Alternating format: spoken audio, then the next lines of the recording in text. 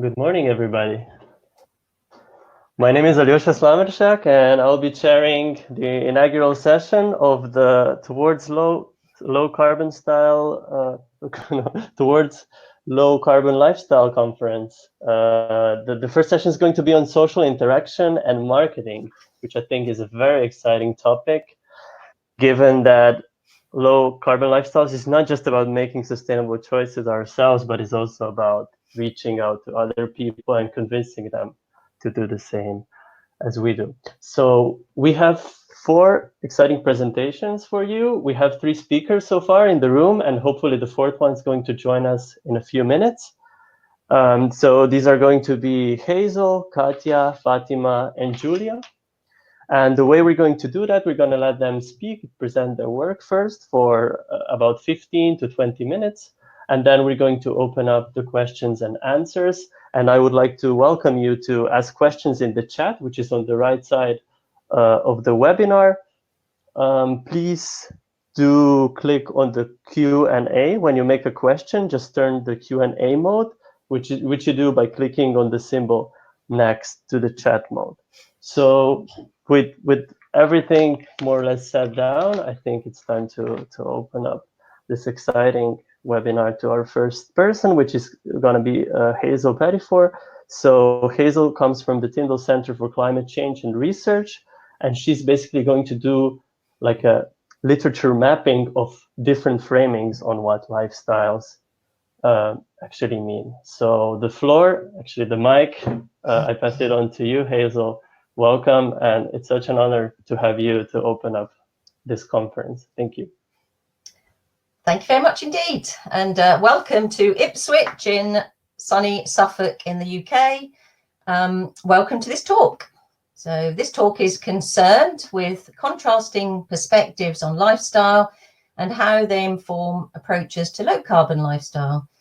These perspectives come from 2 very different domains: public health, and that includes well-being, and marketing, and that includes consumer behaviour.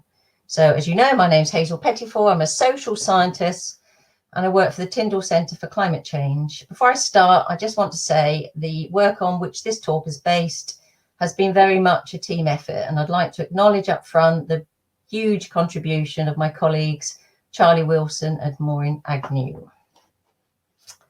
Right, here we go. So this talk's based on the findings. Ooh, hold on, come back. Ooh. Yeah, this talk is based on the findings of a review of the literature on lifestyle. It's structured along 3 specific lines of inquiry, so ignore that heading on this slide. So it's 3 specific lines of inquiry. For firstly, public health, and then marketing, we address 3 broad questions.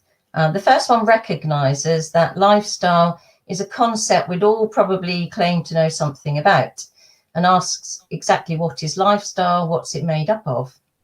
The second acknowledges that whilst people change their behaviour, is lifestyle different? Is lifestyle change different? And importantly, how can it be measured?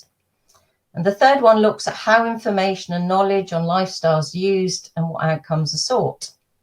So we continue by identifying 4 key insights for low carbon. We conclude by identifying 4 key insights for low carbon lifestyle research and practice. Okay, so our findings are based on a large scale review in which we read and annotated over 90 studies.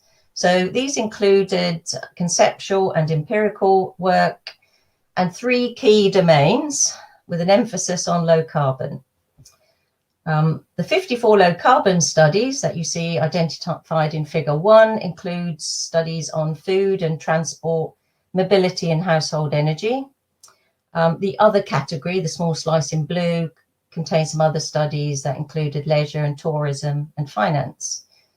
So our review had a global reach, although we found research was dominated by the global north, illustrated in figure 2. But before we start, I'd like to ask you a question. Here we go. Let's just see if I can get the poll working. So the first poll at the top. Do you think lifestyles are primarily A1? So answer A1.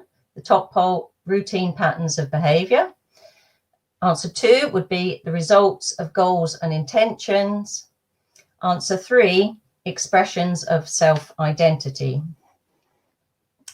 Right, start poll and publish. Here we go. So I'd like you to vote what you think primarily lifestyles are about.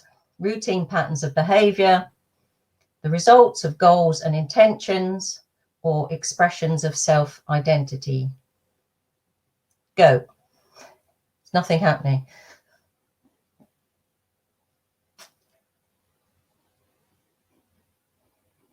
Oh, try again. No, start poll. Go again.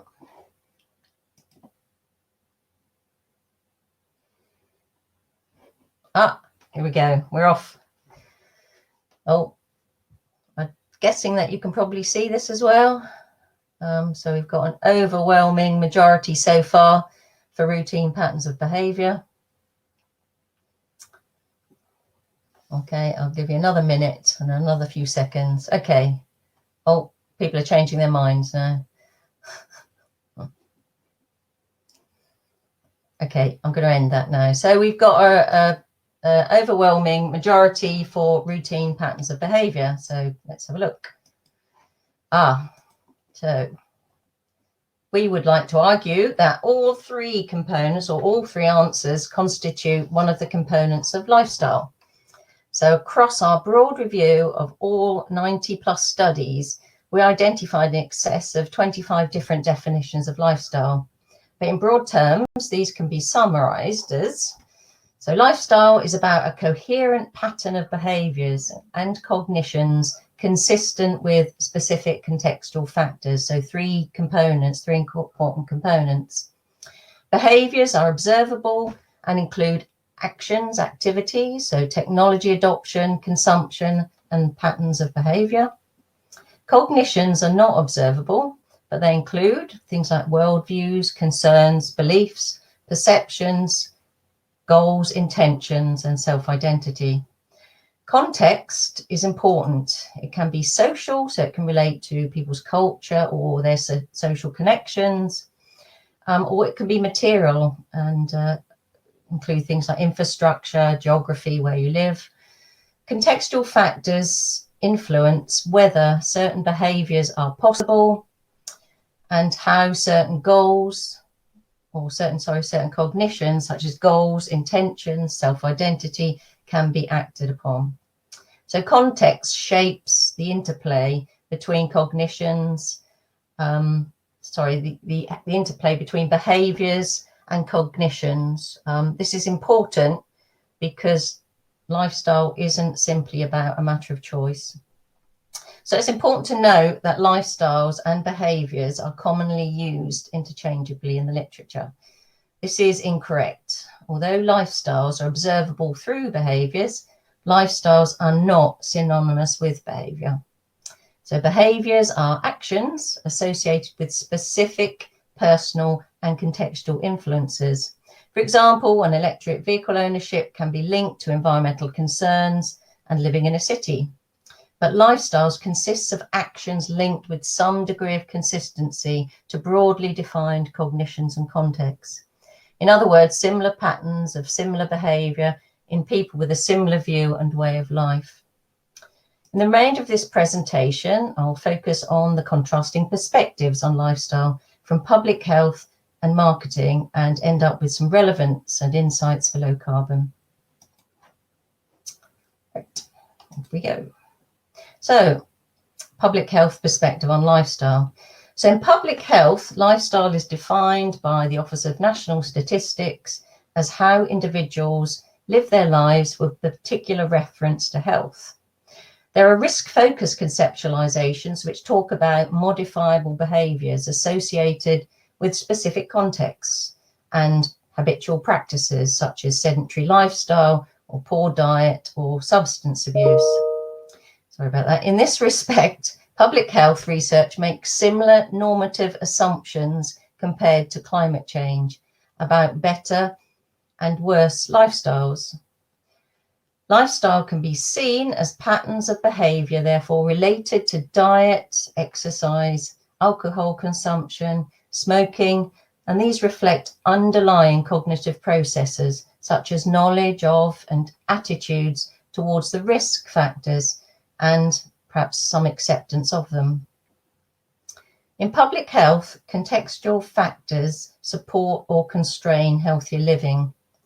And these contextual factors include sociocultural heritage, so things like norms around food, exercise and mobility, deprivation, so access to healthcare, gyms or fresh healthy food. From a broad perspective, lifestyle change in public health involves a reassessment of values, attitudes and goals within the constraints of personal circumstances and modifiable behaviour. These lead to improved individual outcomes. So here we see a contrast with environmental research, which seeks to promote lifestyle change towards better outcomes for society. Okay, on to a marketing perspective of lifestyle and lifestyle change. So in marketing, lifestyle is simply defined as a way of everyday life that leads to choices between goods and services and money. These choices reflect consumers' values, intentions and opinions, acknowledging that consumers are complex decision makers. In marketing, context relates to structural forces, including social structures. So, for example, systems, class, cultural differentiation, self-expression, and personal ideology. Lifestyle change in marketing is quite interesting. It's due to shifts in contextual and cognitive factors, and these relate to what's commonly called in marketing the lifestyle landscape. And this is monitored by marketing practitioners. So change is due to changes in contextual factors, and they relate to people's, for example, people's working lives, digitalization of day-to-day living, and polarization of wealth. Change due to cognitive factors include shifts in attitudes and values, beliefs or ideology, which challenge the dominant consumer culture. So here there are parallels with low carbon lifestyles. So the term voluntary simplicity defines a group of consumers who adapt their daily lifestyles towards an anti-materialistic lifestyle philosophy. Marketing is fundamentally a science of persuasion. Marketing practitioners use lifestyle concepts to research and identify lifestyle segments and position products and services in a way that appeals to like-minded consumers. Similar to public health, outcomes relate to personal well-being, but also more symbolic, reflexive outcomes such as personal identity and status. A low-carbon perspective of lifestyle is broadly defined as patterns of behaviour, ways of living identifiable through what we buy and how we organise our everyday lives. Lifestyle change focuses on adoption of new technologies or change in a behaviour which results in better outcomes for society. This approach broadly fails to acknowledge broader cognitions and contexts that limit intention-driven lifestyle change. In the next slide, we broadly contrast how lifestyle is observed and used between public health and marketing. So in the two boxes, we highlight a summary of our findings on this massive literature review. So in public health, we found lots of studies that do small-scale pieces of research, and these link modifiable risk factors such as behaviours and cognitions to context. Public health, there are also what we call these meta-frameworks that draw on shared evidence. One example is the Lifestyle of Health and Sustainability Index. So research on lifestyles is used in public health to categorise lifestyles according to these risk factors, and this information is used to target and persuade vulnerable groups. And it's quite similar in marketing. In marketing, there are an overwhelming number of case studies that link concepts, lifestyle concepts to socio-demographic characteristics, But there's an overwhelming number of existing frameworks that guide marketing lifestyle research. And one of these is the attitudes, interests and opinion frameworks.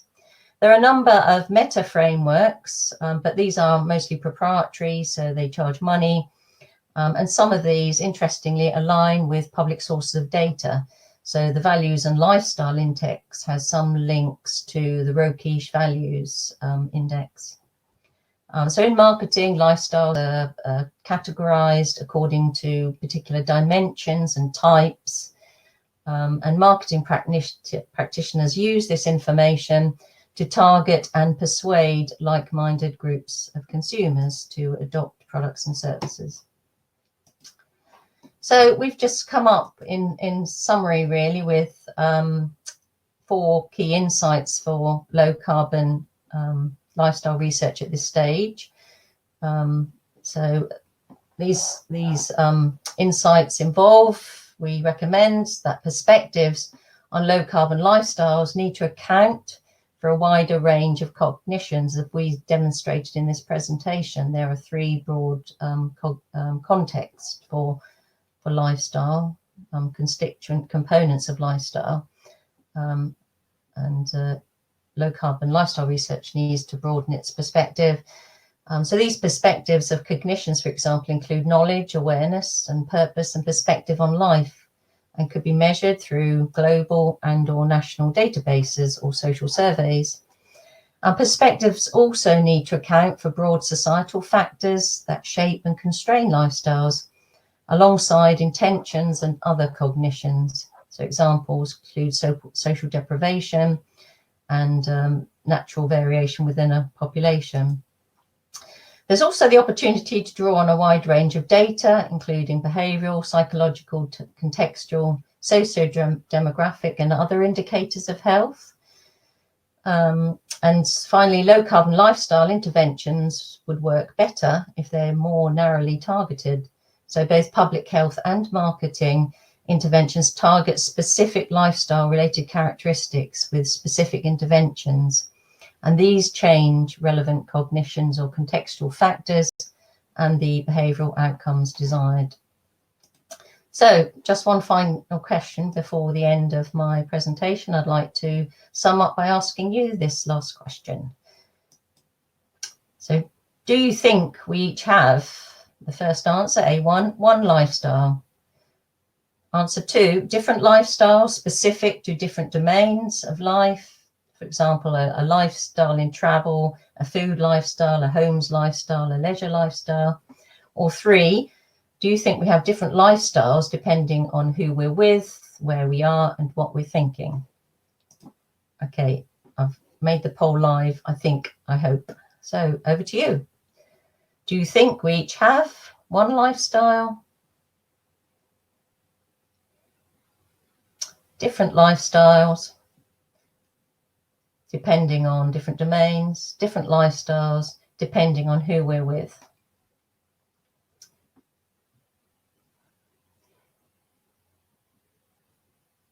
Thank you very much, Hazel. Thank you very much for this insightful presentation.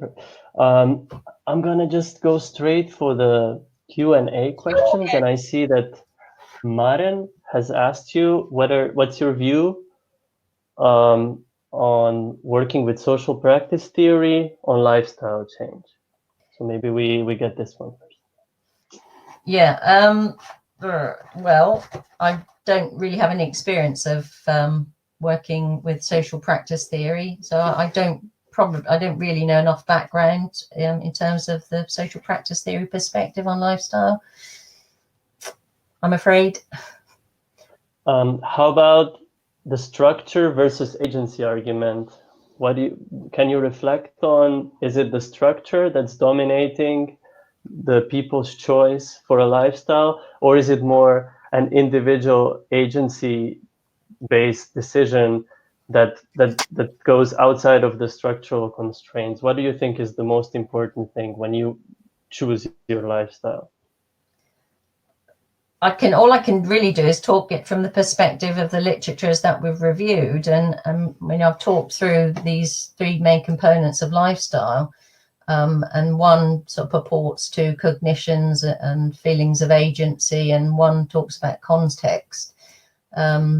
I think it depends on the discipline as well. So if you looked from a marketing perspective, it's very much about individual agency in terms of sort of pursuing individual goals and intentions.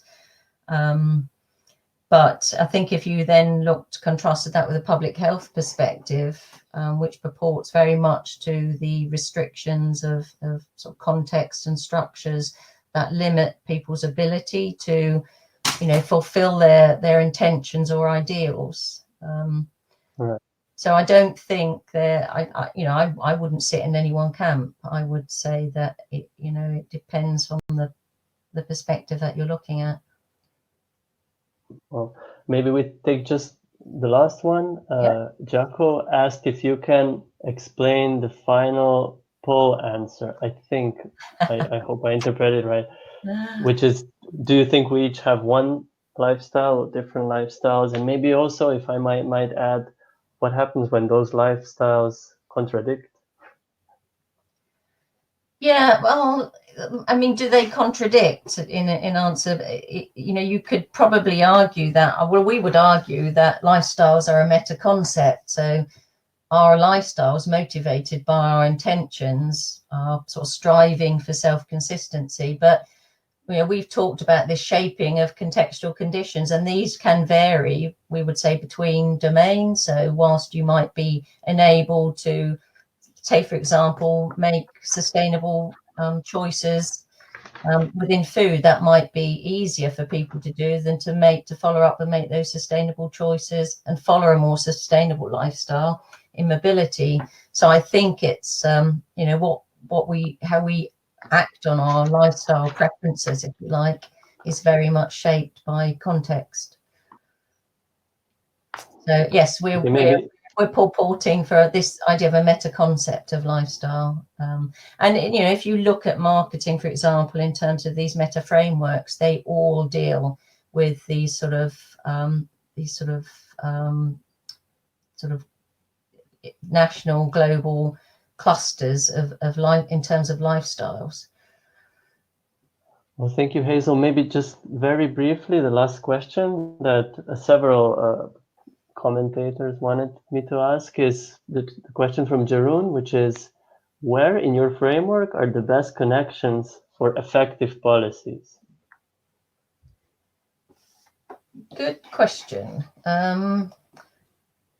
Yeah, I mean, again, I would say it's a kind of perspective again, because marketing is about dividing and conquering. So it's about targeting very specific groups of lifestyle groups with very specific messages, with very specific products and services. And I even think that public health does similarly, because it uses it draws on some of the ideas in marketing. I'm sure some of you have heard of social marketing, which has it uses marketing tools for sort of social outcomes. But again, it's really about targeting smaller lifestyle groups with very specific interventions, and these could target, or these could lower the constraints to people acting on their lifestyle intentions. Well, thank you very much for this insightful start of the session, Hazel. I'm afraid our time is up, so I'm gonna leave the floor to Katja, who's going to present her insights on social marketing in the context of alternatives to fast fashion and Instagram. Perfect segue, I'd say. Thank you very much. Okay. So, Hello. Katja, the mic is yours. Thank you. Can you hear me all right like this? If there is like an echo or something, I could use my headphones. I prefer not to. So hello everyone, I'm Katya Vladimirova, and I'm taking a difficult job of speaking after Hazel's really very insightful conceptual presentation based on of a literature review of such scale and magnitude that is admirable.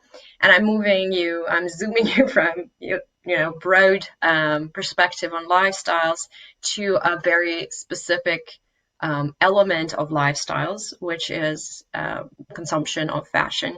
And today I will speak about how sustainable fashion is represented on social media, specifically on Instagram. I work at the University of Geneva. Generally, my broader interest is consumption studies, and I work on actually on social practice theory approach. I use social practice theory approach in my work. However, what I present today is an abridged version of something that was supposed to be longer study with a larger sample. But due to COVID and other unexpected circumstances, we had to cut short the collection of data, and we stayed at 100 posts that I will talk to you about in a second. So, first, I'd like to start by saying that fashion and shopping are one of the more important and visible elements of lifestyles. This is something that shopping has turned into a lifestyle in many developed countries in the past 20, 30 years. And while it's turned into an element, shopping for clothes and for fashion items such as shoes, accessories, and so on, and while it's been taking over the image of shopping and shopping bags being an attractive leisure time pastime, at the same time the scale of impacts of fashion or industry on the environment and the social impact has also been growing. Recently, we have had a really good report from the European Environment Agency in November 2019, which indicated that textile industry is now the fourth most environmentally polluting lifestyle domain in Europe. So use of textiles in various forms, and most of it is fashion. So it's the fourth most polluting domain in Europe of lifestyles after housing, mobility, and food. Those three domains were initially indicated as the more carbon energy intensive domains of lifestyles in the early 2000s, and most work on lifestyles actually focused on those three areas as the more impactful, as the areas responsible for up to 75% of carbon emissions from households. However, fashion has been growing rapidly and now taking the fourth place, a runner-up, and the reason for this increase in impact is due to the rise of fast fashion. It's a phenomenon of the past 25 years. I assume many of you have heard this term, fast fashion. Nevertheless, I'll just briefly go over it and its impacts. So basically it's an innovation that happened in the industry, in the fashion industry, that changed how fashion supply chains work, how fashion is produced, but also how it is consumed. And according to data we have from McKinsey report that was later quoted in Greenpeace report, in 2015, an average person consumed 60% more fashion than in 2000, so 15 years difference, and kept these items for half as long. This is to me, this is one of the kind of facts that one of the statistics that really indicates that what we're talking about in consumption of fashion is not an evolution that happened over the course of several decades or let's say a century. This is a really rapid transformation. So fast fashion instilled the culture of disposable fashion among the millennials and later Generation Z consumers.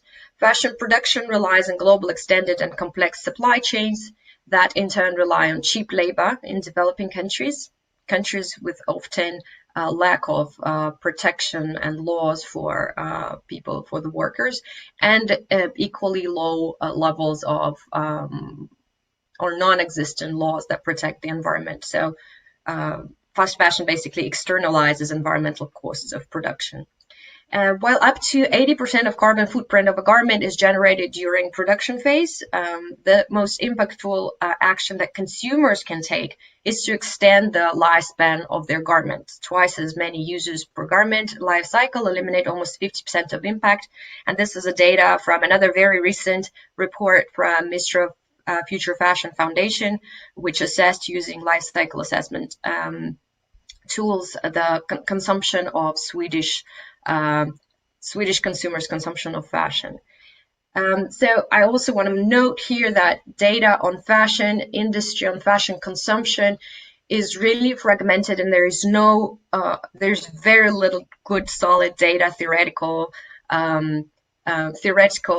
research papers that would explore, for example, the scale of fashion. A lot of information that we have comes from the industry. Much of it cannot be traced. So I'm trying to be really careful citing my sources and not to get caught into who said what. And a lot of, I saw that, for example, the fact that fashion industry is the second after big oil most polluting industry in the world. I saw this fact, which is not based in any theoretical, it's not backed up by any theoretical study, by any academic peer-reviewed study.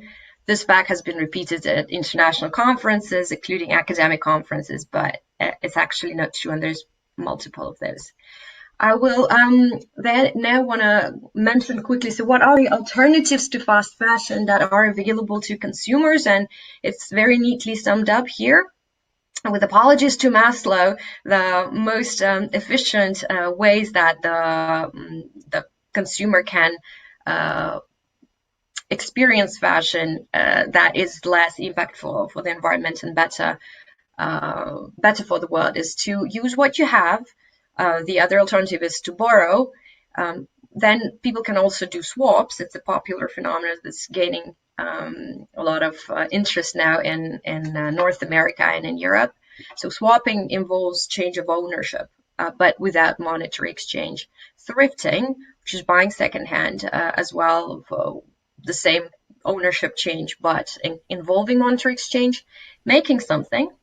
Making is so high on top of these alternatives in terms of impact, because usually in order to make something, people buy something, so materials, and that can be wasteful. And finally, if none of these alternatives is available, people can buy something, but preferably from an ethical brand or a local brand, and so on.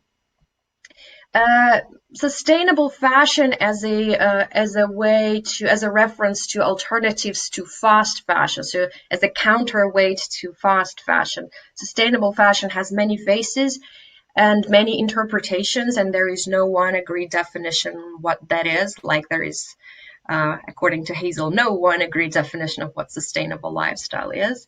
So one study I want to highlight here was done in UK, and it looked at producer perspective of what sustainable fashion is by Henninger and colleagues, and they found, unsurprisingly, that different producers quote different elements of sustainable fashion as important, such as local sourcing and production, transparency across supply chain, traceability of work process and raw materials, etc.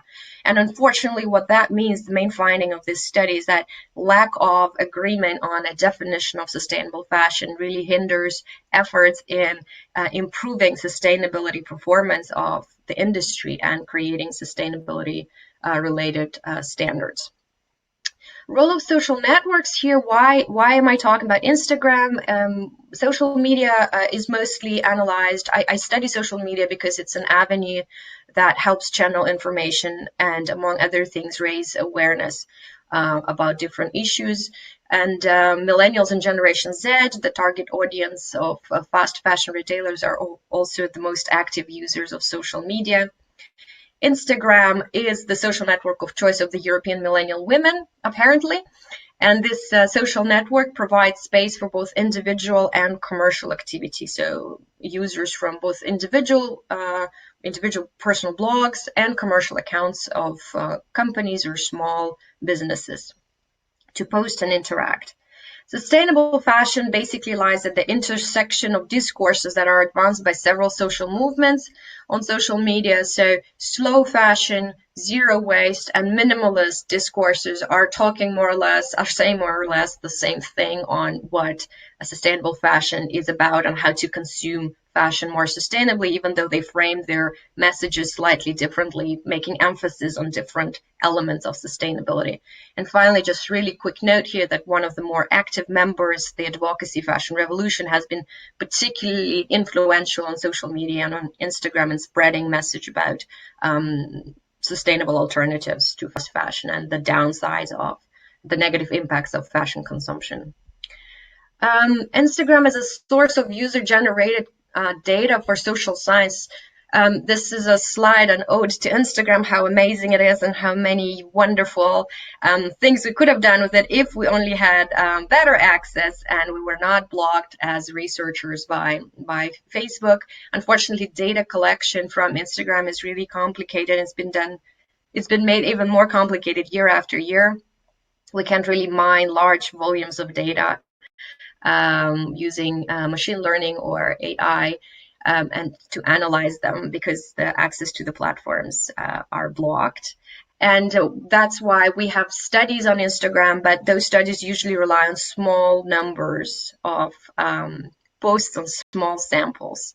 So my study was supposed to have more posts, but as I said, due to different changes, I'm now changing how I'm going to analyze and how I'm going to collect the data. Research on Instagram, therefore, is limited, but there are some past studies that were really interesting. So past studies analyzed content that explored representations of conflict, for example, representations of death and mourning on Instagram, communications of food companies, so that was more a marketing study, also connections between use of Instagram and narcissism, and comparing representations of loneliness on Instagram and Twitter. But the more relevant paper that I was really excited to find recently was done by Tim Jackson's team in the UK, and they studied Instagram representations of good life and analyzed 150 posts with hashtags good life and derivatives thereof. If you're interested in good life and well-being research, I highly recommend this paper. So sustainable fashion on Instagram. The key research question for this study was which representations and interpretations of sustainable fashion are present on Instagram. The method was multimodal content analysis, which means that I analyzed not only text, but also the photographs that are part of each post. Photographs or some sort of images that were present. They were not always photographs, sometimes it was text. Data collected was a random sample of initially 105, but then reduced to 88 Instagram posts from open public accounts, both personal blogs and commercial accounts, with hashtag sustainable fashion. And to give you an idea of the place of sustainable fashion on Instagram, the Vanity Fair of Instagram, currently there are 6.4 million posts under the hashtag on Instagram, under the hashtag sustainable fashion. So 6.4 million posts on sustainable fashion, and the hashtag Zara has 36.1 million posts. So really interesting how it is still a marginal discourse. So we still see that Zara, which is the key fast fashion giant, it still has way more presence on the social network. And data collection happened in November last year, so before COVID. This is the coding metrics. I will not stay long here, just to indicate that the key categories, the key attributes that were assigned are related to help me code the image itself in terms of composition and so on, account information, individual or commercial, location, and the description. So I analyzed both graphic and text materials. So the results, here we have that posts from the sample covered a variety of interpretations of sustainable fashion. That's an unsurprising finding, and they reflect different consumer groups. So the posts that were collected, they speak about women's wear, fashion, men's wear, children's wear, and different sectors of fashion, such as clothes, accessories, shoes, jewelry, bridal, sportswear, as well as raw materials for making clothes and textiles. Out of 105 initially collected posts, I kept 88 for analysis after removing multiple posts. So the study really looks at 88 different posts by different accounts, so 88 different opinions. A geographic distribution shows that majority, of course, comes from USA, followed by UK, which is, again, kind of an expected finding considering that sustainable fashion is an English term, and English-speaking countries were more likely to post information with an English hashtag. India was also quite active. In Europe, Netherlands, Germany, Spain, and Austria, France. So you could see here from the slide that the variety of inputs was quite a diverse, actually, group of accounts. And the largest group of posts could be attributed to commercial accounts that claim to sell ethically produced clothes. 15, jewelry and accessories, 12, as well as raw materials and cosmetics. So this was the biggest number, the biggest group of posts came from commercial accounts that sell new, arguably ethically made fashion. And the next largest group of posts came from commercial accounts that sell second-hand and vintage garments, 24 posts in total, followed by individual accounts of sustainable fashion bloggers. So these are kind of three different groups of accounts, and they all have slightly different messages. And the final slide is a discussion of these findings. The representations of sustainable fashion on Instagram suggest that most commercial accounts tend to interpret as sustainable, small, local, and often artisanal production practices. Most personal accounts interpret sustainable fashion in terms of thrifting practices and buying secondhand, followed by advocacy for ethical or sustainable brands. So you can see how there's different views of what sustainable fashion is. Majority of posts contain descriptions of products for sale. 62 out of 88 in one way or another described a product. Very few posts mentioned environmental concerns. More posts mentioned explicitly or implicitly labor conditions in which the fashion items were made. And sustainable fashion bloggers were often offering styling advice and providing links to their external accounts where they sell their wardrobe pieces. So in a way, they're also doing certain form of sales, so selling themselves as a personal brand, selling their clothes by selling a lifestyle idea that they represent. And the interesting finding that I was quite surprised about, I'm trying to replicate the same by collecting data during COVID and after COVID. I want to see if that's going to be supported. The sample contained no posts that referred to swapping and only one that referred to indirectly to, to fashion rental. So this gap in representation, which may be explained by the small sample, may also signal lack of awareness about this assumption or limited reach of such practices. I had to go really quickly. I think I really overestimated the time that I had. So thank you so much. And I'd be grateful for your comments and feedback, and happy to answer any questions.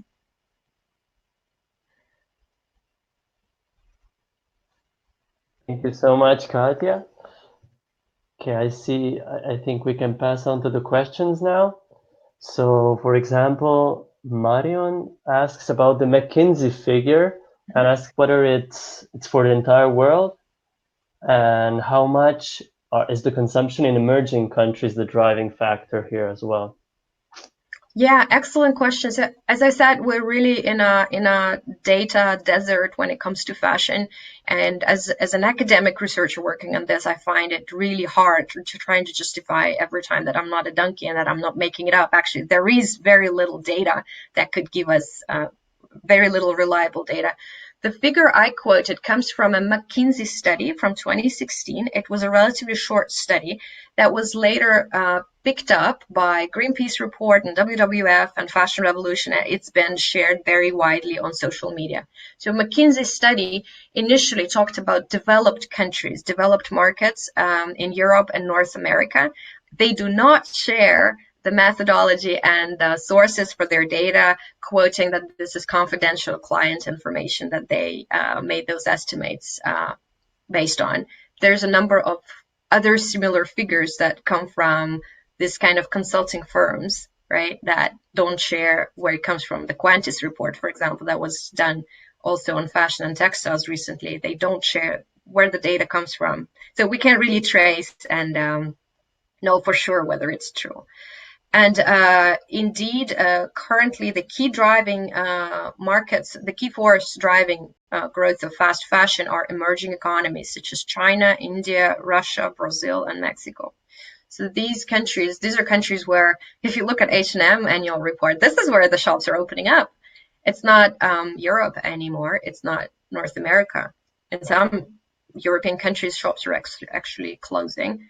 So we see that with a growing middle class in emerging economies, fast fashion and mass market fashion, as it's called in some countries, it's really gaining very large market shares.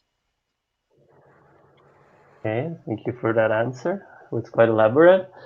Jewel, for example, puts into perspective the question of slow fashion in the perspective of the climate movement. So do you think that the rising awareness amongst the young especially shows also that this discourse is like on the rise?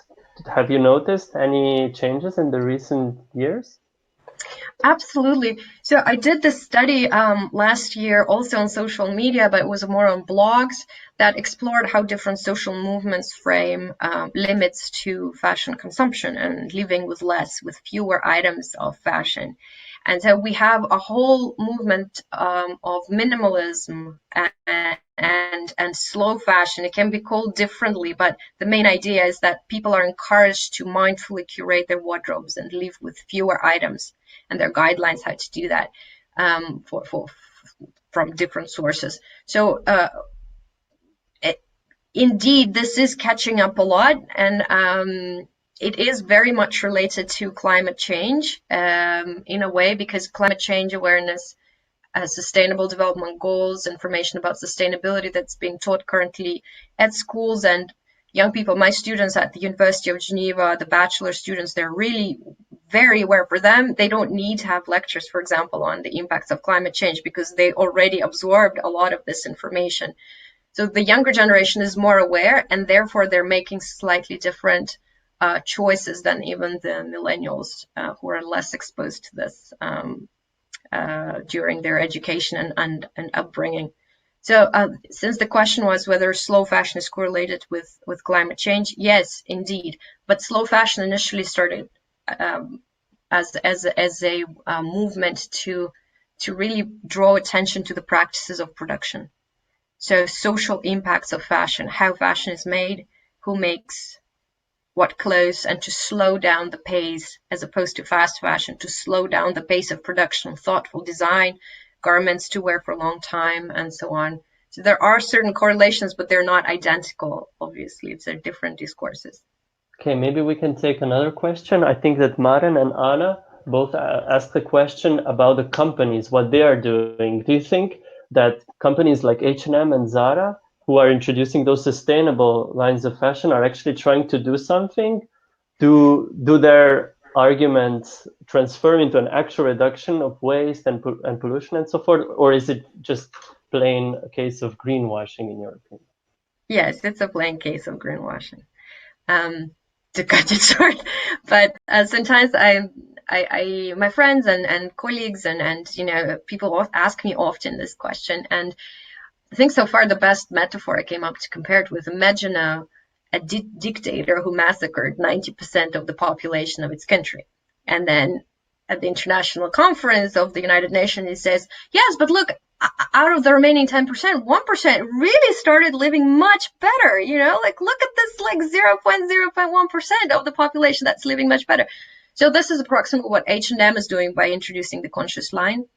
If you look at the sales and at the percentage that it takes in their business, it's so insignificant. So usually greenwashing takes place in really consumer-oriented campaigns, like putting a conscious line, starting something that's really visible by consumers, and keeping everything else that's happening in production really secret or half secret or unexplained or, you know, just out of focus of consumers. So this way consumer feels that, oh, wow, this company is doing great for the environment, even though if you can see even in a regular shop, the space that's dedicated to the conscious line is really much, much less than is dedicated for everything else. And most likely the consumer, even if they see the prices and they see a t-shirt for 30 euros from the conscious line and a €5 t-shirt from a regular line, most consumers, even if they associate themselves with being more sustainable and so on, they would go for a cheaper option for various reasons. So yes, it is greenwashing. Thank you, Fatima. Thank you, Katya. Yeah, I think you gave a good pounding to both the consumers and also the corporations. Thank you for this really elaborate, extensive presentation and insightful view on the world of fashion, which I personally have absolutely no idea about. But yeah, I really found it insightful, especially when you pointed out how important and how major the pollution and negative effects of fast fashion are. So thanks so much. Thank you. I'm going to give the floor to Giulio Galdi, who's going to talk about an insightful presentation called 5 Shades of Green. He's going to present why our current understanding of different agents and how they behave might not be significantly detailed, and why we actually need to introduce some more types of people as influencers onto other people. Thank you. So I think that Giulio is going to present via pre-recorded video presentation that's going to be played by my assistant, Anna.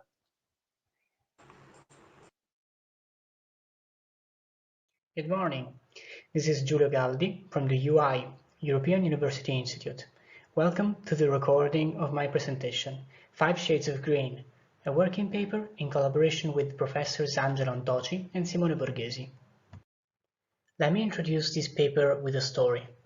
The city of Naples has been on a waste emergency from the 1994 to 2012, with trashing filling the streets of the city due to scarcity of space in neighboring dump-yards. The event received much attention from national and international media. News of the waste emergency in Naples could be found on newspaper and televisions. The national government even had to issue ad hoc ministerial decrees to solve the problem in Naples. But where is Naples? Well, I guess some of you may already know, but Naples, or Napoli, is an Italian city within the Campania region that is highlighted in red in the map. Naples confines with another city, which is not as famous nationally and internationally, Salerno, which happens to be the city I was born in and I grew up in. Now, I must tell you that people from Salerno are usually associated with Naples, simply because Salerno is not as famous and is not as numerous in terms of population. Even at the national level, Salerno is not as famous as Naples. For this reason, and the very common rivalry between neighboring cities, people from Salerno have always tried to distance themselves from Naples by trying to establish their own identity and their own culture as different from its neighbors. During the waste emergency in Naples, this was even more the case. The mayor of Salerno built on this historical rivalry and tried to promote Salerno to his own citizens as an example of efficiency and managing waste. Basically, the message was, let's show to the rest of Italy that we are not Naples. It is petty, but it actually worked. Salerno had its share of waste management problems, but the urge to differentiate themselves from their neighbors made people from Salerno reach the highest share of recycled waste in the whole country. In addition to that, the administration of the city publicly shamed the ones who did not separate waste correctly on local TV channels. The city got to represent the country in the Italian Best Urban Practices during the Shanghai Expo in 2010. Rather than supporting these peculiar policies in my presentation and in our work, we want to show why these policies might have worked. In our working paper, we propose an analytical model that investigates how the behavior of agents is influenced by the behavior of others. The literature has already highlighted how feedback from peers and fear of punishment, for example fear of a fee for littering the ground or incorrectly separating waste, are important influences of our behavior. In addition, people might want to establish their identity by belonging to a specific group, either the majority or, why not, a minority. This diversity of influences lead to very different attitudes towards environmental norms within the population, so that some scholars worked on providing a taxonomy of possible environmental behaviors. In particular, the environmental psychology literature mainly relied on the goal framework theory, which suggests that the main motives underlying environmental behaviors are normative, hedonic, and gain ones. In this working paper, we constructed an analytical model that provides for game-theoretic foundation to a taxonomy of environmental behaviors and illustrates the possible interactions among the different types of agents. In particular, we try to understand how the heterogeneity of environmental behaviors impacts the diffusion of environmental social norms, where an environmental social norm is a norm that is socially constructed and enforced and relates to environmental subject. For example, correctly separating waste. We employ an analytical model, and here we provide a graphical sketch of how this model works.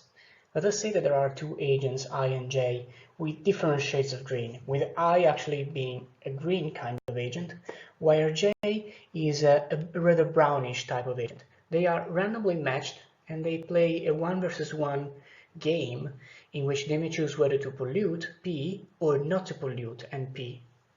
According to their interaction, they receive a payoff. According to this payoff, the type I or J within the population may increase or reduce within the population. In our model, we introduce 5 shades of green, that is, 5 possible types of agents. The first is the ecologist. Then we have the non-ecologist, while the third one is the conditional ecologist. This first triplet corresponds to the most common types of agents in the game theory literature. We have the cooperator, the non-cooperator or spiteful, and the conditional cooperator, respectively. The last two types of agents are our own contribution in the literature, and are the ashamed non-ecologist and the snub ecologist. The first type of agent is perhaps the most intuitive, the ecologist. Just like the cooperator in game theory, the ecologist always chooses to cooperate. That is, to play NP in this case, and would prefer the other agent to do the same for the sake of the environment. Playing NP is thus always the best response of the ecologist, which leads to only 2 possible outcomes to occur when there is an ecologist playing: NP-NP and NP-P. The non-ecologist is almost the opposite of the ecologist, since he prefers to always play P, whatever the other agent decides to play, just like the non-cooperator or spiteful agent in game theory. However, the non-ecologist would prefer being the only polluter, so that he would prefer others to take care of the environment instead, even if it is too burdensome for him. The only 2 outcomes that may occur when a non-ecologist is playing with another agent are PNP and PP, because his best response is always to play P. The third type of agent is the conditional ecologist, that we recall corresponding to the conditional cooperator in the game theory literature. He prefers to follow an environmental social norm, that is, to play NP, not polluting. However, if he is matched with an agent that actually pollutes because he already knows what the other agent is going to do, then he will play P as well. He will pollute as well, as a sort of punishment toward the other agent. So that in this case, what the conditional ecologist does is simply reciprocating the action of the other agent, and this leads to only 2 possible outcomes when there is a conditional ecologist playing, as NP-NP and PP, because they represent the best response of the conditional agent when he meets another agent. The fourth type of agent is the ashamed non-ecologist, who is a non-ecologist because he would prefer to pollute. However, when he is matched with an agent that prefers to stick to the environmental social norm and not polluting the environment, he will feel ashamed. He will feel pressured by a blame and a sense of guilt to also choose not to pollute. The only 2 outcomes that may occur are PP and then PNP, so that the ashamed non-ecologist is a reciprocator, just like the conditional ecologist. However, for the ashamed non-ecologists, the preference ordering is reversed, so that they behave in the same way, but for different reasons. The fifth and final type of agent in our taxonomy is the snub ecologist. The snub ecologist is an ecologist because he always sticks to the environmental social norm, just like the ecologist type. However, we call him snub ecologist because, contrary to the ecologist, he prefers being the only one taking care of the environment and playing NP. This makes the snub ecologist feel a sense of pride that boosts his identity, in the words of Akerlof. The only two outcomes they may realize when the snub ecologist interacts with another agent are therefore NPP and NPNP, with the preference for the first outcome. So, with all the 5 types of agent introduced to you, I can now move to the 3 population scenarios that we built. We built population scenarios composed of 3 possible types of agents. In the first population scenario, the benchmark scenario, we have the ecologist, the non-ecologist, and the conditional ecologist. That is the most common triplet in the game theory literature: cooperator, non-cooperator, and conditional cooperator. In the identity scenario, we replace the ecologist with the snub ecologist, an agent that behaves just like the ecologist but for different reasons, with a different preference ordering, and we will see that this is fundamental to our results. Then we construct a third scenario, the social norm scenario, where we replace the conditional ecologist in the benchmark scenario with the ashamed non-ecologist, who is again a reciprocator, just like the conditional ecologist, but however has a different preference ordering, so that although he behaves in the same way, he does so for different reasons. Let us go to the benchmark scenario that is composed of ecologists, non-ecologists, and conditional ecologists as agents. On the left-hand side, you see a triangle that summarizes how each agent type prefers to behave, so that when the conditional ecologist on the bottom right vertex of the triangle meets a non-ecologist, he will play P. However, when the conditional ecologist meets an ecologist, he will play NP. On the right-hand side, you will see the payoff matrix, where we index to 1 the payoff of the row agent when meeting the column agent, so that the ecologist gets 1 when he meets another ecologist, because it represents its preferred payoff, its preferred outcome. That is the outcome in which both agents choose not to pollute. Things are different when an ecologist meets a non-ecologist, because in this case the non-ecologist would pollute and the ecologist would prefer everybody not to pollute, so that the ecologists get alpha, that is less than 1. Alpha, beta, and gamma are all parameters that are lower than 1 and represent suboptimal payoffs. What we find in this benchmark scenario is that the population might converge towards a state in which all agents are non-ecologists. This represents a very undesirable outcome, because this means that all agents will be playing P, thus polluting the environment. We also find that if in the population there are only ecologists and conditional ecologists, the population is stable. Ecologists and conditional ecologists would play NP when interacting with each other, so that they would both get their maximum payoff, and there would be no variation of the share of the 2 types in the population. Finally, we find that there is no internal stationary state, which means that the 3 types of agent cannot coexist together in the long run. In the second scenario, the identity scenario, we replace the ecologist in the benchmark with the snub ecologist, who behave in the same way but have different preference ordering. Let me remark that.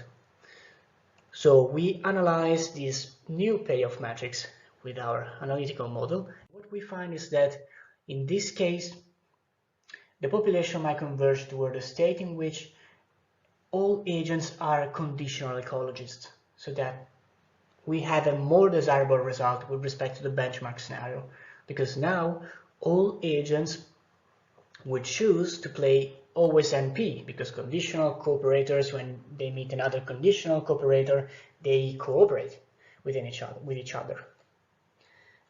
We also find that the population might converge towards a state in which only non-ecologists and snub ecologists exist within the population.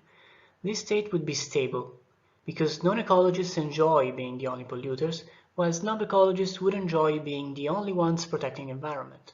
When they interact with each other, they both get their maximum payoff.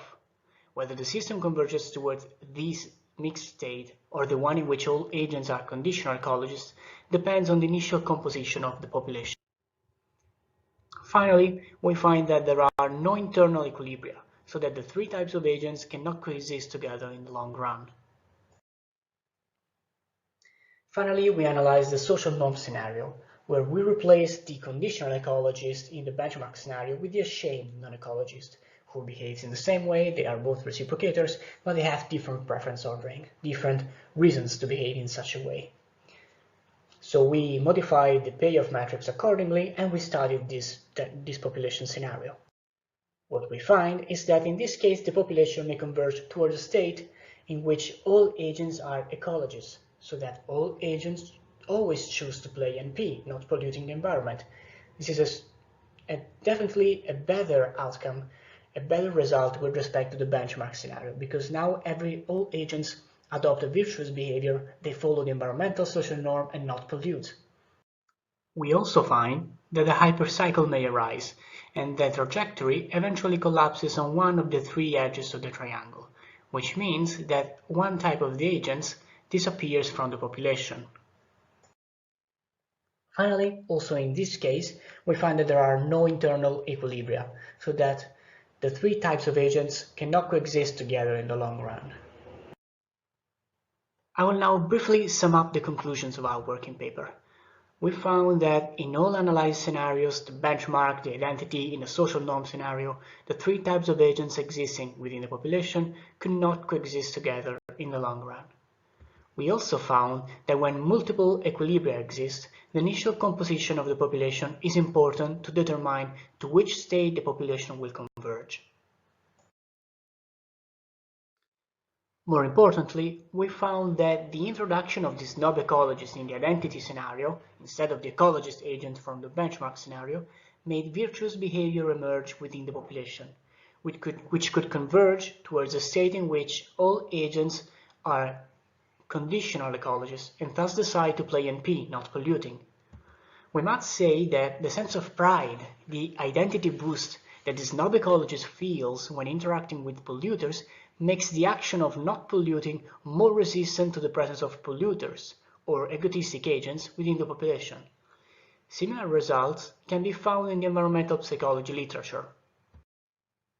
Also, in the social norm scenario, we found that by introducing the ashamed non-ecologist in population instead of the conditional ecologist, a more virtuous behavior could emerge, because the population could converge towards a state in which all agents were ecologists, and thus decided to stick to the environmental social norm and playing NP.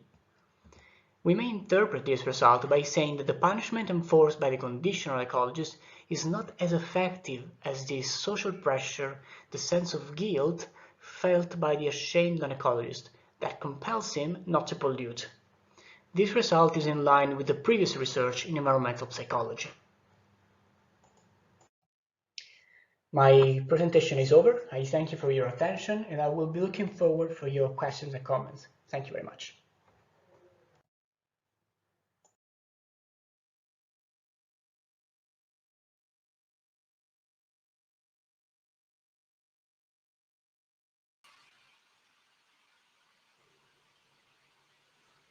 Hello, so this was my presentation, and this is me, Giulio. Hello, everybody. I saw that there are already 2 questions, so I would start with them if I have enough time.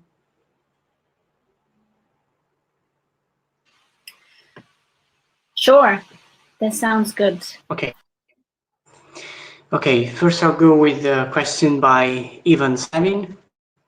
So I'll try to answer, but please let me know if I am not interpreting well your question. So you're saying that labels are confusing because all agents are, in a way or another, ecologists or non-ecologists. And they are, I mean, they are all either ecologists or non-ecologists, but with different shades, let's say, with different characterization, so that ashamed non-ecologists are actually different from the non-ecologists. We try to differentiate themselves with the name and with the labels, And I hope that with the graphical representation of the triangle, that turned out to be clear enough. But please let me know if you think that that should be improved in any way.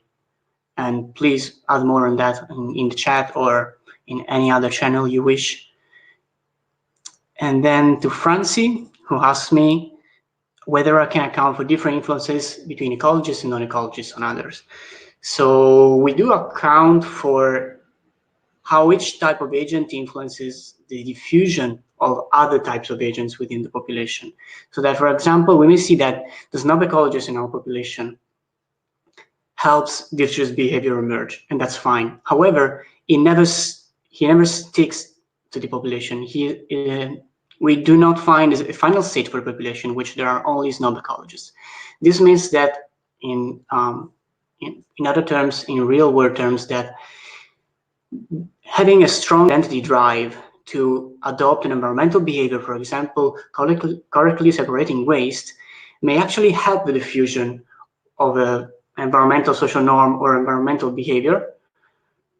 However, once it becomes the social norm, once it becomes widely diffused within the population, Snub Ecologists actually decrease within the population because it's no more the trendy thing to do to adopt the environmental behavior, and they disappear from the population, leaving the ground to conditional ecologists or to the ecologists.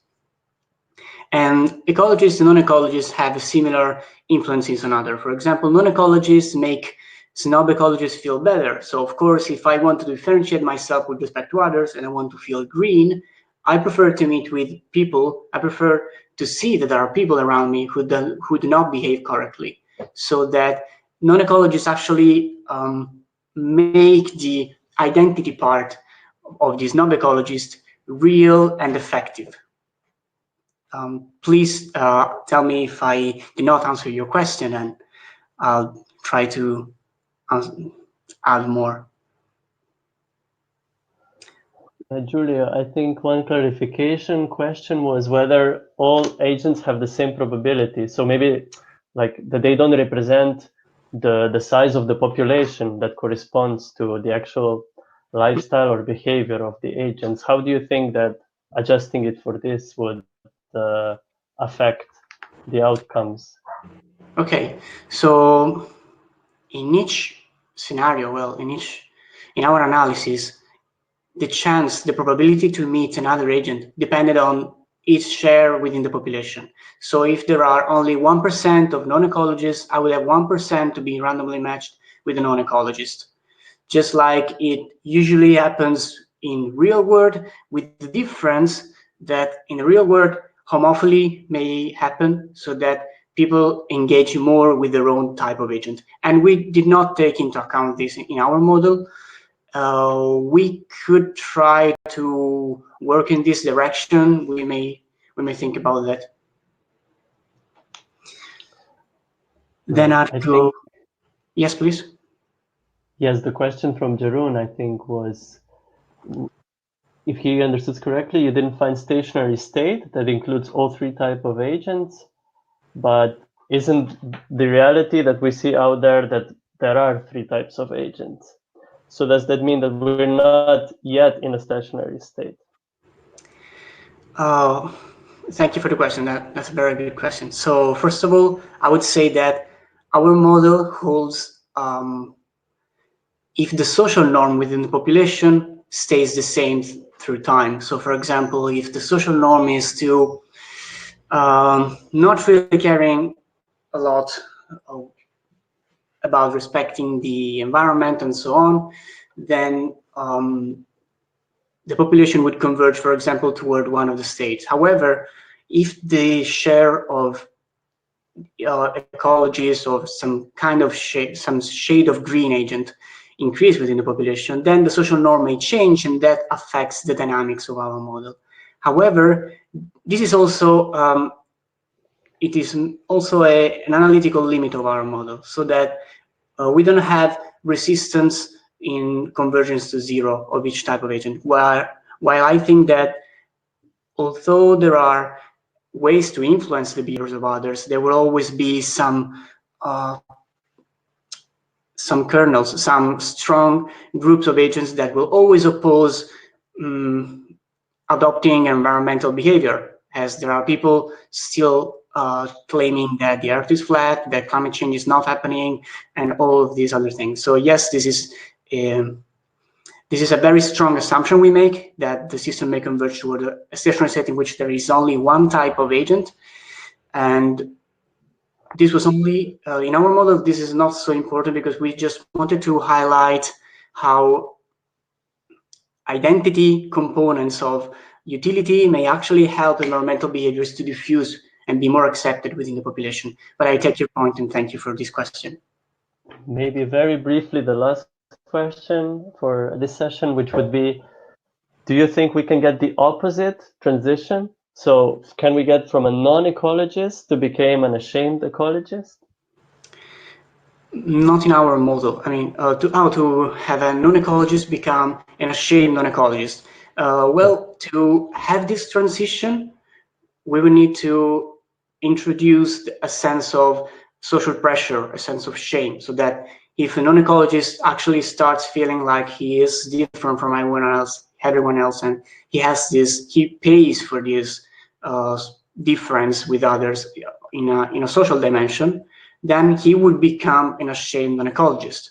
The reverse would be, yes, by making, for example, diffusing misinformation on climate change being a hoax, or renewable energy sources being something to make big company profits and something like that. That could happen. If you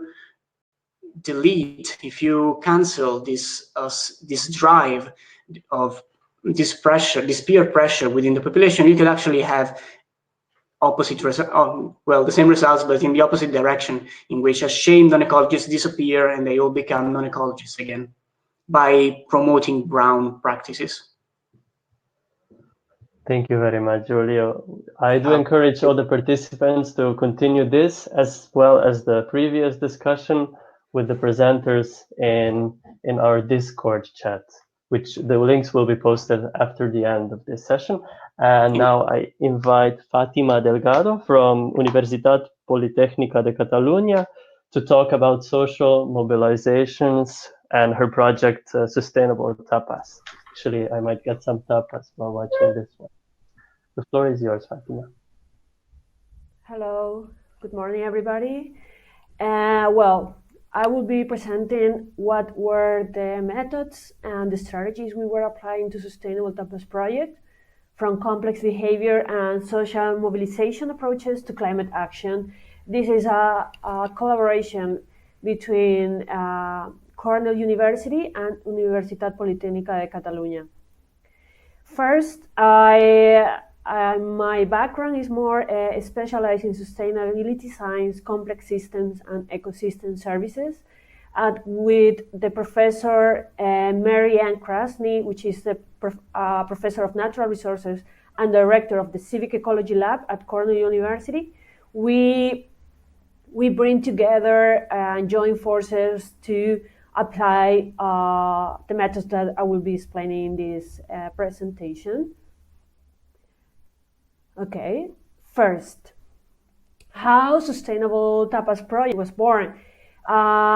First, Cornell University has been launching climate action networks since at the beginning of 2019, and I was participating as a fellow in the second semester last year. We were together 38 fellows from 32 countries worldwide, plus they were joining also 13 students from the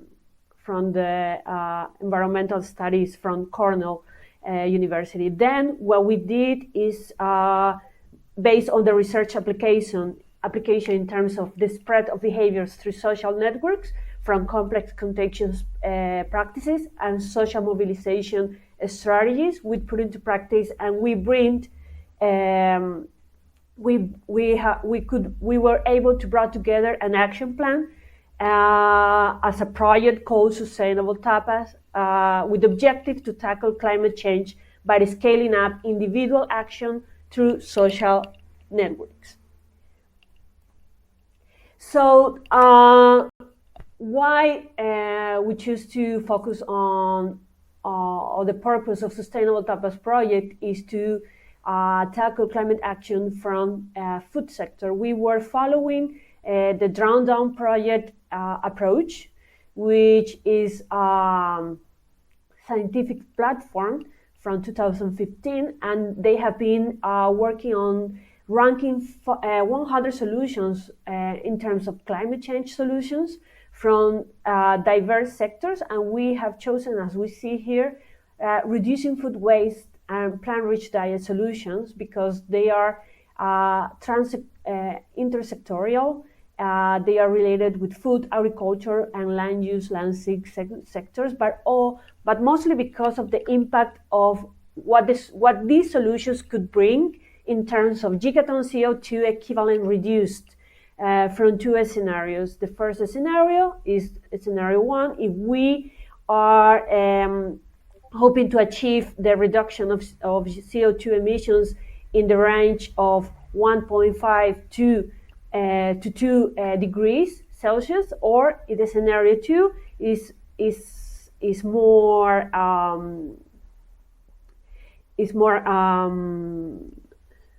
more into only getting to the 1.5 reduction degrees Celsius threshold. So, as we see in this ranking matrix, both reducing food waste and starting the transition to a plant-rich diet, it is ranked as a third and fourth solution because of the impact on gigaton CO2 equivalent reduction.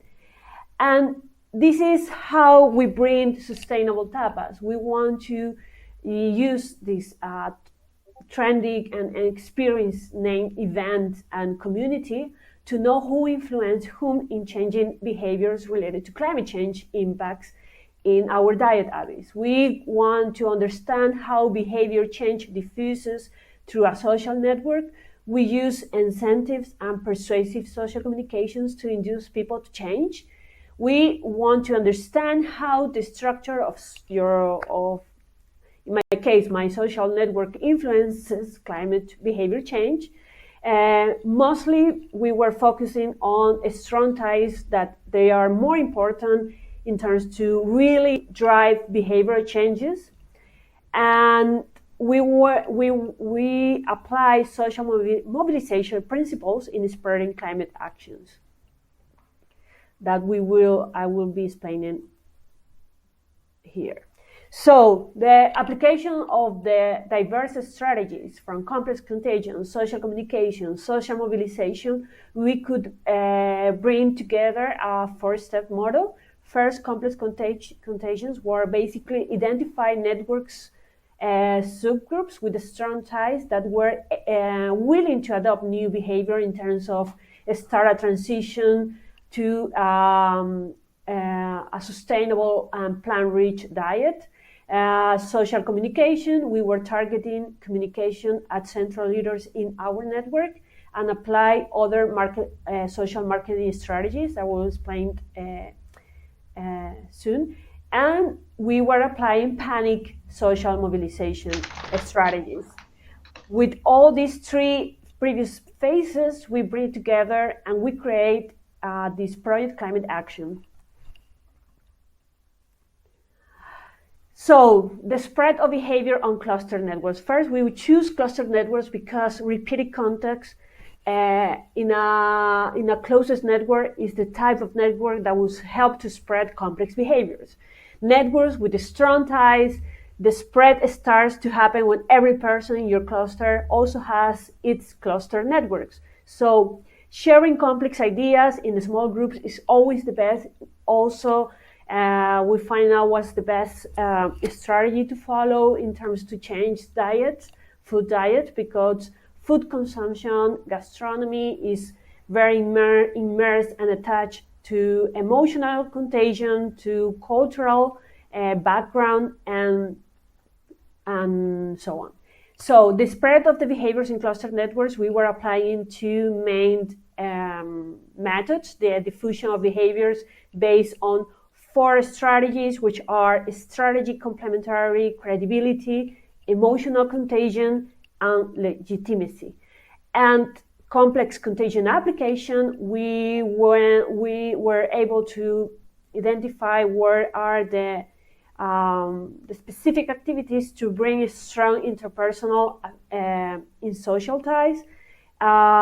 We were also improving social reinforcement through our project, and we were also pursuing creating wide bridges to the nearby neighborhoods. So as a result, we brought a climate action project based on hands-on and peer learning activities. For example, how we were able to bring all these two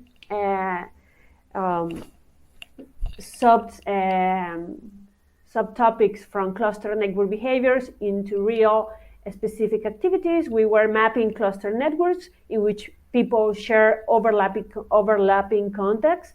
We choose friends or people which have already a green environmental mindset, so they can reinforce ties among other potential adopters of behavior. We did it, and we are still doing it in the processing of building up a community. We were focused on allowing face-to-face communication and be able to develop trust not only with the leaders of the project, but also among the participants through the experience itself or the Sustainable Tapas events, and also allow people to make commitment through challenges or gamification methods. So the panic principles we were applying to Sustainable Tapas, adapted from the research from Rogers, we were applying these 5 principles: personal, accountable, normative, and identity relevant and connected. Personal, we were personalizing message through all the social media we decided to work with. We were accounting all the posts, photos, videos, and all the material in social media that the participants were sharing during and after every event. The normative, let's have this sense of reciprocity through face-to-face experiences, WhatsApp group that they were able to interact and commit and share, and also they started to bring this community awareness and in the process to change to sustainable diets. We have been able to share a desirable identity to this Sustainable Tapas community through the experience to bring the capacity to exchange not only the emotional contagion, but also the credibility about that everybody was sharing the moment of starting to change their diets. And also we were identifying our 10 strong ties in the social network. So we knew these strong ties were able to influence all the other participants that were more willing to adopt, or even though they were refusing at the beginning, they started to change. The social marketing strategies we were applying focus on behavior change, how to bring easy recipes with local seasonal food, tips about zero waste, plant-rich diet, and all, but also bringing science research facts on the food sector on social media. Second, we were able to understand our audience, because as millennials lifestyle, and I was listening to the other colleagues, is more about to focus on the experience. So let's have a food tasting meeting experience to a sustainable brunch, to a Sustainable Tapas night event. And 3, keep the social in social marketing. Gamification was applied during 15-day challenge, and that's where This strategy led us to implement into the community where we were building up, and that led participants to share their experiences or their daily challenges during the challenge itself. Here we have the events. We have been able to plan and to set up 4 events from October last year, and we had, even though the COVID crisis is not permitting us to gather people, we were able to have the last edition a week ago. So the Tapas, or what was the main strategy in terms to make this transition more appealing? We were taking this concept from Spanish gastronomy, tapas, having small rations of first, second, and third dish based on helping people to have this food diet transition, but based mostly on flexibility principle, and tapas that have an inspiration in the cultural diversity background of participants, and also bringing creativity and adaptation based on versatile ingredients. But mostly the main objective of our tapas was make it easy and flexible. The community, we were aware that individual action is possible when there are collaborative links. We have 71 participants till now, 4 events, 900 members in our community on LinkedIn. And as our conclusions in terms of community, we were able to see that if we introduce collaborative mindset, cultural exchange, and community support, it's easier to people to start this transition. Some of our partners until now, Cornell University, from the US, Feeding Cities from Hub from Switzerland. We have another partner from New Zealand, also from here, from Spain, Sweden, Vancouver, South Korea, and we are keep growing.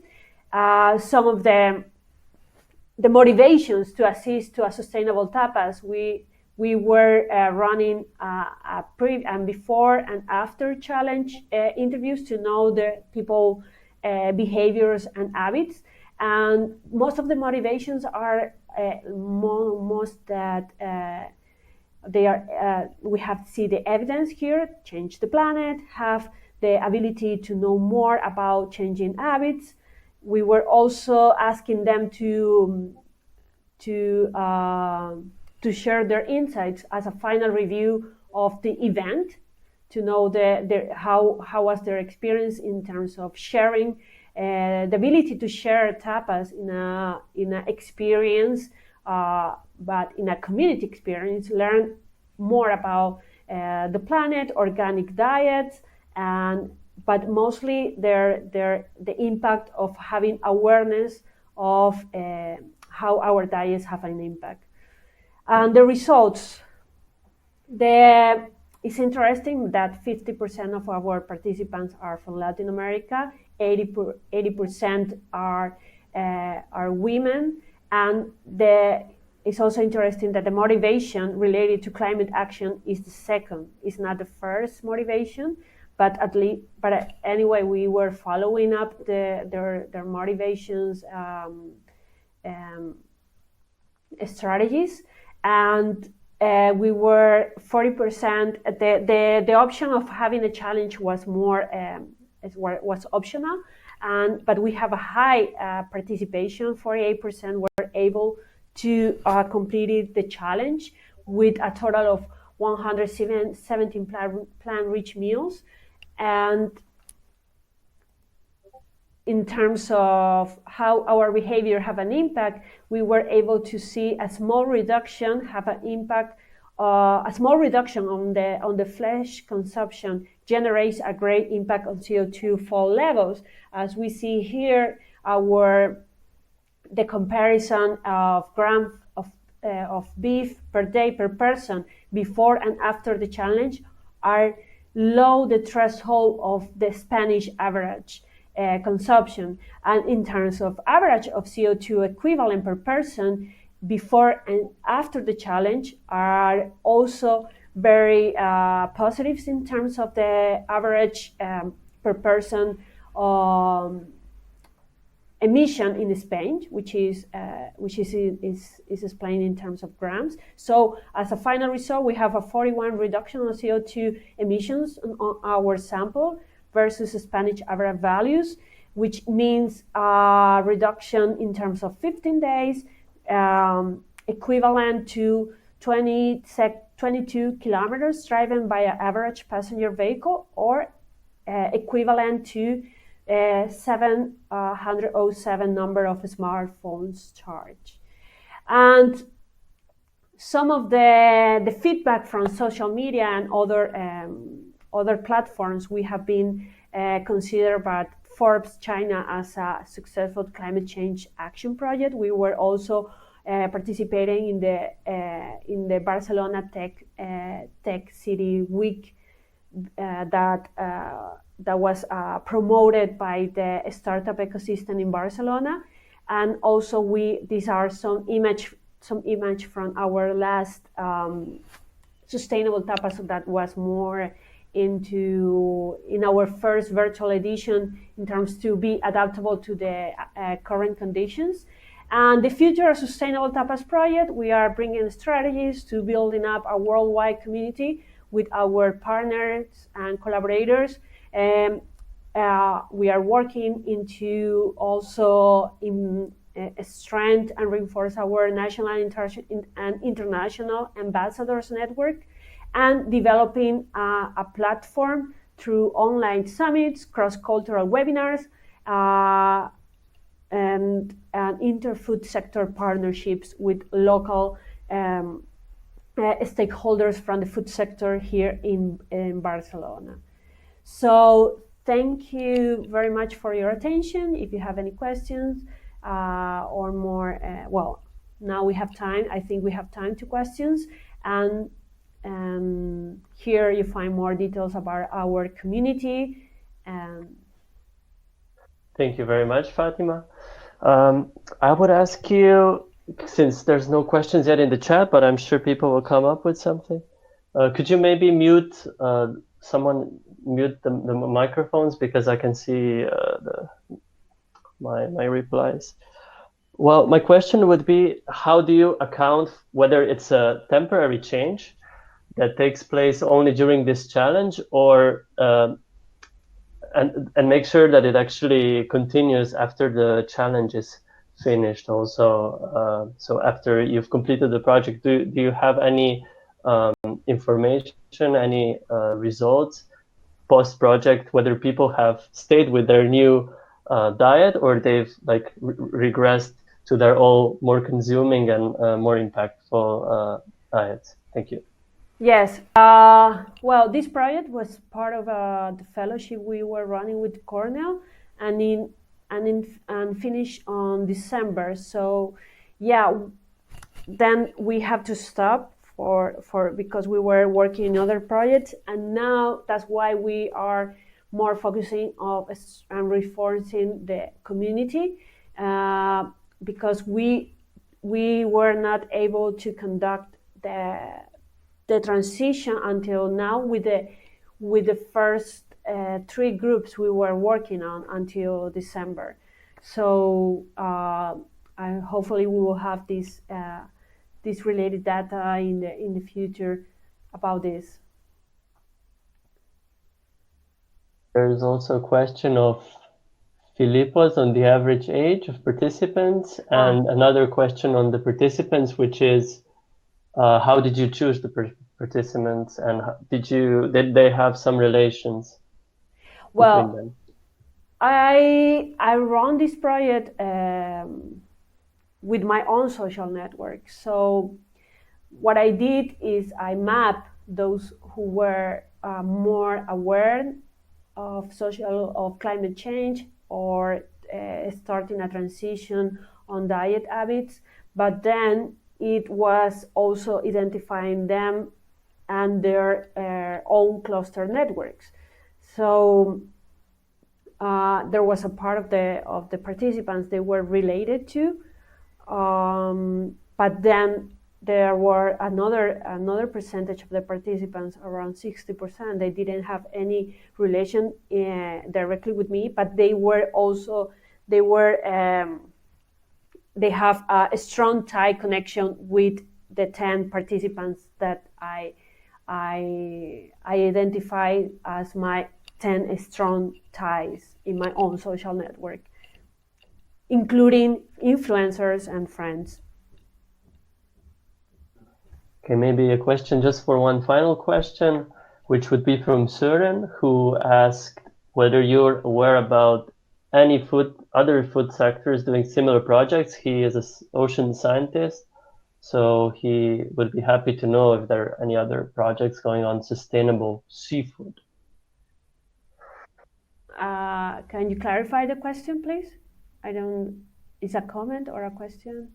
Oh yeah, so you've done research on tapas, and Søren, as an ocean scientist, is interested if there's some other cuisine-based similar project going on, like mariscos, seafood. Okay. Well, what we choose the concept of tapas, as I mentioned before, as a trendy and appealing way to start these tapas tasting meeting experience events, as a way it wasn't a strategy to bring a desirable identity among participants, so it can be adapted to any type of diet, even though we were also doing this replacement of seafood in terms of having more diverse ingredients. For example, we were having, I don't know if there is a picture here, we were having ceviche. We were having ceviche with more local and seasonal ingredients. So tapas, it was more the strategy to bring identity relevant in among our participants, but can be adapted to any diet. And this is a version of ceviche, and it was based on lentils. So what we did, we was adapting it and be creative with more versatile ingredients. So it can be adapted. It can be adapted, taking into account that the cultural diversity background of our participants. As I was sharing, 50% of our participants are Latin American original, and 30% were European and 12% North America. And this is a scenario or a spectrum that is showing the diversity of as cosmopolitan city as Barcelona. So it can be the reflection of other communities when we see this diversity in terms of backgrounds. The average age was 28 years old. Thank you very much, Fatima, for your presentation, as well as for all the presenters that have started this amazing conference. We had 0 technical issues so far, so let's keep it going. And I'm afraid we'll have to wrap it up because we're starting a new session in about 15 minutes. I would like to invite all the participants and all the viewers, though, to continue the discussion, where they'll also have the opportunity to discuss with the presenters in the forum Discord channel D1, and the link of which you can see in the chat. It was posted by Anna recently. So with all that being said, I'm just gonna let the webinar on for another minute so that you guys can copy the link and go to the discussion, and I'll see you soon in the second session. Thank you so much, everyone. Thank you.